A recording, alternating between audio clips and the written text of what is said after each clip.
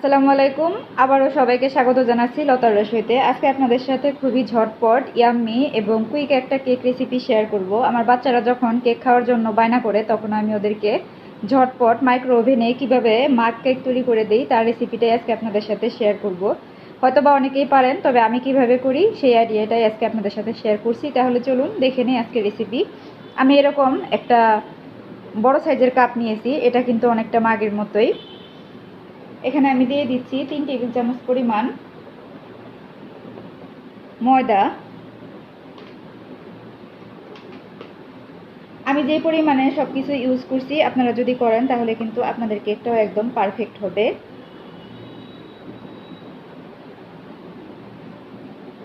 দিয়ে দিচ্ছি 1 টেবিল চামচ পরিমাণ কোকো পাউডার। চেষ্টা করবেন ভালো ব্র্যান্ডের কোকো পাউডারটা ব্যবহার করতে। আর দিয়ে দিচ্ছি 2 টেবিল চামচ পরিমাণ চিনি। কেউ যদি মিষ্টিটা আরও বেশি পরিমাণ খেতে চান সেক্ষেত্রে কিন্তু চিনির পরিমাণটা আরও বাড়িয়ে দিতে পারেন। দিচ্ছি 1 চিমটি পরিমাণ লবণ।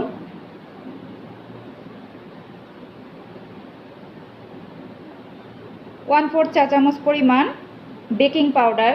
কেউ যদি বেকিং পাউডারটা স্কিপ করতে চান সেক্ষেত্রে কিন্তু বেকিং সোডা দিতে হবে, সেই ক্ষেত্রে এর অর্ধেক দিবেন।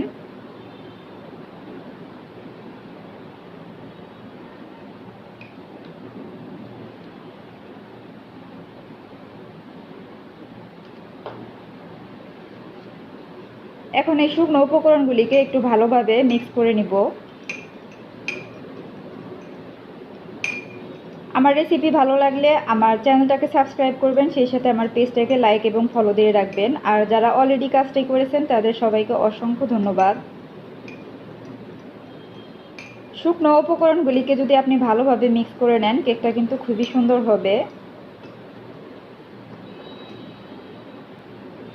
এই তো আমার কিন্তু মিক্স করে নেওয়া হয়ে গিয়েছে। এখন এখানে তরল সব কিছু অ্যাড করব।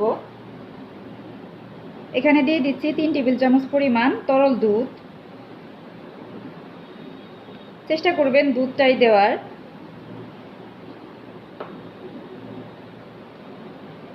আর এখন দিয়ে দিব সয়াবিন তেল।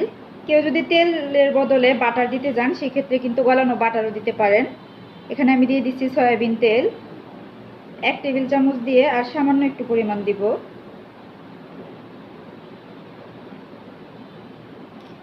আমি আজকের কেকের পরিমাপ এবং উপকরণ ডেসক্রিপশন বক্সে দিয়ে দিব, কাইন্ডলি চেক করে নেবেন। আর এখানে দিয়ে দিচ্ছি 1/4 চা চামচ পরিমাণ ভ্যানিলা এসেন্স।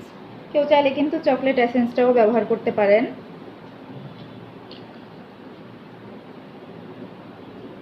এখন এগুলিকে একটু ভালোভাবে আমি মিক্স করে নেব।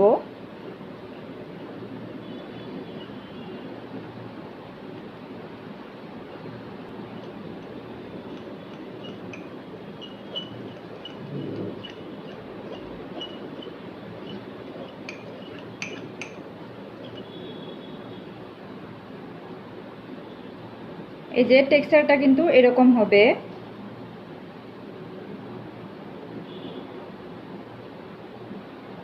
এই পর্যায়ে দিয়ে দিচ্ছি কিউব করে কেটে নেওয়া কিছু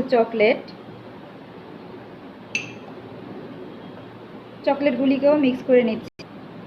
আমাদের কেকের ব্যাটারটা কিন্তু একদম রেডি। এই পর্যায়ে আমি এটাকে এখন ওভেনে দিয়ে দিব।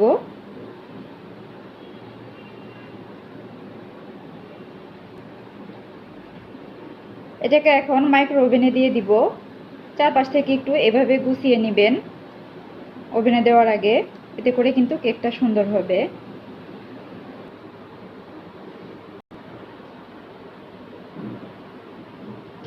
এই তো কেকটাকে আমি কিন্তু ওভেনে দিয়ে দিচ্ছি।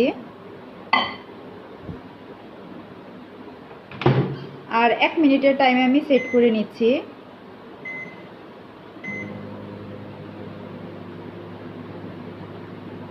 এক মিনিট পরে আমি ফিরে আসছি। আমাদের 1 মিনিট কিন্তু শেষ। এই পর্যায়ে আমি ওভেনটাকে খুলে নিচ্ছি। দেখুন মাশাআল্লাহ আমাদের কেকটা কত সুন্দর হয়েছে। এখন এটাকে আমি বের করে নিচ্ছি। তো সাবধানের সাথে বের করবেন, আমি আপনাদেরকে একটু কাছ থেকে দেখাই।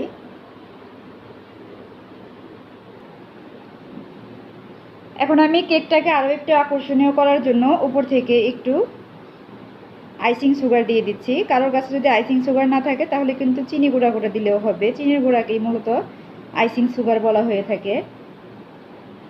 আর এখন আপনাদেরকে একটু কেটে দেখাচ্ছি এটা কেমন হয়েছে। দেখতেই পারছেন এটা কতটা সফট হয়েছে।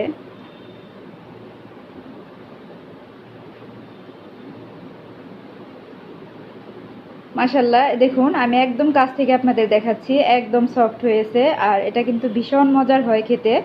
আপনাদের বাচ্চারা যখন বায়না করবে তখন কিন্তু বানিয়ে দিতে পারেন। আশা করছি আমার ভিডিও আজকে আপনাদের ভীষণ ভালো লেগেছে। ভিডিও যদি ভালো লাগে তাহলে ভিডিওতে কিন্তু অবশ্যই একটা লাইক দিবেন আর কমেন্ট করে জানাবেন কেমন লেগেছে। আপনাদের একটা কমেন্ট কিন্তু আমাকে পরবর্তী ভিডিও বানানোর জন্য উৎসাহ যোগায়। তো সবাই অনেক বেশি ভালো থাকবেন, সবাই সবার জন্য দোয়া করবেন। সেই পর্যন্ত আল্লাহ হাফেজ, আসসালামু আলাইকুম।